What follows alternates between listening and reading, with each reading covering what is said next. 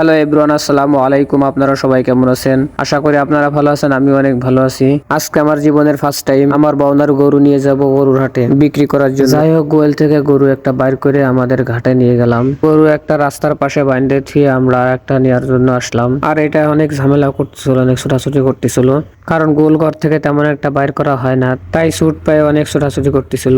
এ কারণে অনেক জোর করে আমাদের ঘাটে নিয়ে আসলাম। আর আনতে আনতে দেখি আমাদের গাড়িও চলে আসছে। তারপরে গাড়ি ঠিকঠাক করে আমরা গরু এক এক করে উঠতে লাগলাম। গরু ওঠানো হয়ে গেলে আমরা গাড়ির সাথে বাঁধে দিলাম কিছু বাঁশখুঁটি, কারণ এগুলো উপরে চড় দেওয়ার জন্য দরকার হবে না, তাই আমরা সাথে নিয়ে গেলাম। যাই হোক, এখন আমাদের গাড়ি ঘুরাচ্ছে, এখন আমরা রওনা করব। গাড়ি রাস্তায় উঠানোর সাথে সাথে দেখি আমাদের আর এক ভাই আর একটা গরু নিয়ে আসছে, তাই তার গরু আমরা উঠালাম। উঠাই আমরা আবার রওনা করলাম। তারপরে কিছুক্ষণ জার্নি করার পরে আমরা চলে আসলাম আমাদের গরুর হাটে। তারপরে আমাদের গরু গাড়ির থেকে নামাই আমরা যে জায়গা বাঁধবো সেই জায়গা নিতে লাগলাম। তারপরে আমাদের গরু যে জায়গা বাঁধার কথা ছিল সেই জায়গায় এসে বাঁধলাম। তারপর প্রচুর গরমের কারণে আমরা উপরে চট টানালাম। তারপরে জমার নামা শেষ করে আমি আবার গরুর হাটে চলে আসলাম। হাটে আসার পর আমাদের গরুর কাছে দাঁড়াতে ভালো লাগতেছিল না, তাই পুরো হাট ঘুরে কিছু বড় বড় গরু দেখতে পেলাম। তারপর হাটের গরু দেখতে দেখতে আমাদের বাড়ির পাশে মানুষের সাথে দেখা হয়ে গেল। তাদের সাথে দেখা করে অনেক ভালো লাগলো। চলে আসলাম ছাগলের হাটে। পরে কিছু ছাগল দেখতে পেলাম। পরে শুনলাম যে হাটে মহিষ আসছে। তারপরে চলে আসলাম মহিষের কাছে মহিষ দেখার জন্য। পর মহিষ দেখে আমরা বাড়ির দিক চলে আসলাম।